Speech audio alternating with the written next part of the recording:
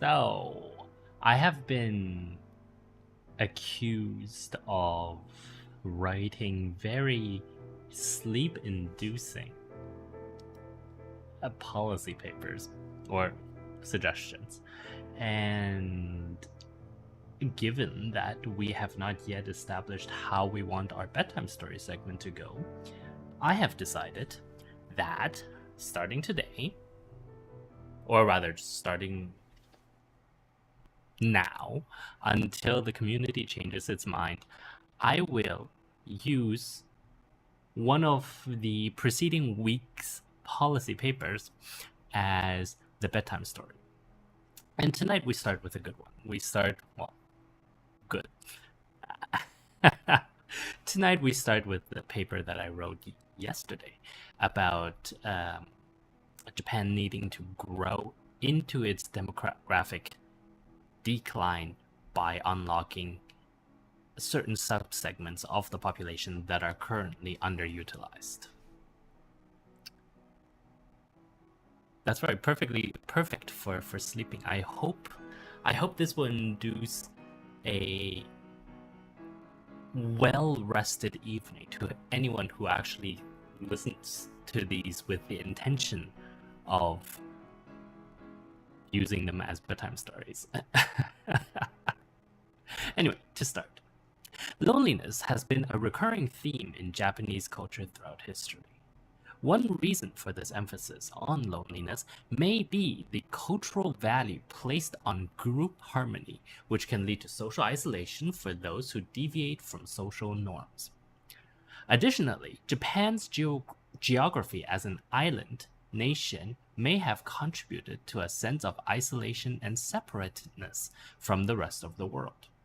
In particular, Japanese literature and art often depict themes of solitude and melancholy, such as the haiku poetry of Matsuo Basho or ukiyo-e woodblock prints of Hokusai. However, this emphasis on loneliness should not be seen as a negative aspect of Japanese culture. In fact, many Japanese people, and a growing cohort in the West, find beauty and solace in moments of quiet contemplation and reflection. This can help foster a sense of inner peace and personal growth. But this isolation can be taken to an extreme, which becomes self-destructive.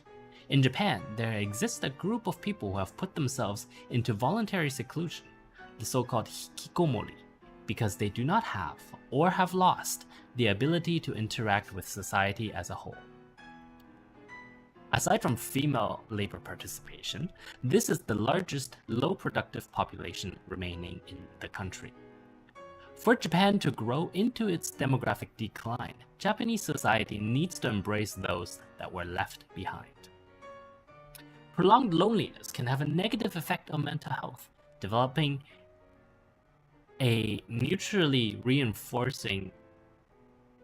Oh, I wrote this wrong. Oops. Developing and mutually reinforcing with issues such as depression and anxiety. It can also exacerbate existing mental health conditions and lead to social withdrawal and isolation, precisely the behavior of the hikikomori.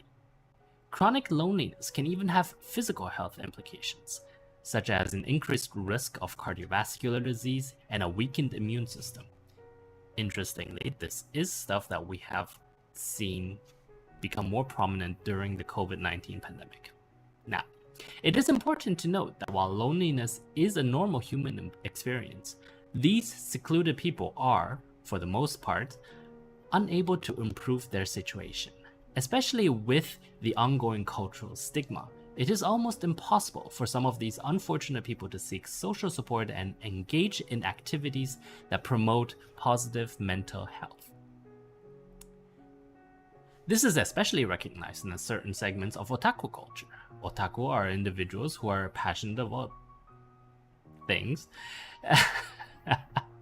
And despite the growing popularity of these things in Japan and around the world, there is a stigma attached to being an otaku in Japan.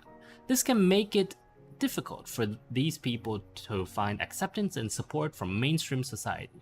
While there's a vibrant industry aimed at this subpopulation, The stigma that originally drove them into these subcultures remain judgmental and prone to demanding complete homogeneity, which is, of course, basically impossible. This leads to those already feeling uncomfortable to withdraw even further.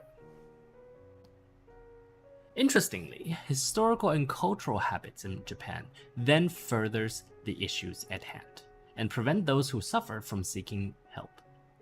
For example, the culture of gaman, or enduring suffering with patience and perseverance, can lead individuals to suppress their emotions and avoid seeking help for mental health issues. The stigma attached to mental health illness in Japan can make it difficult for individuals to seek treatment, as it may be viewed as a sign of weakness or personal failure.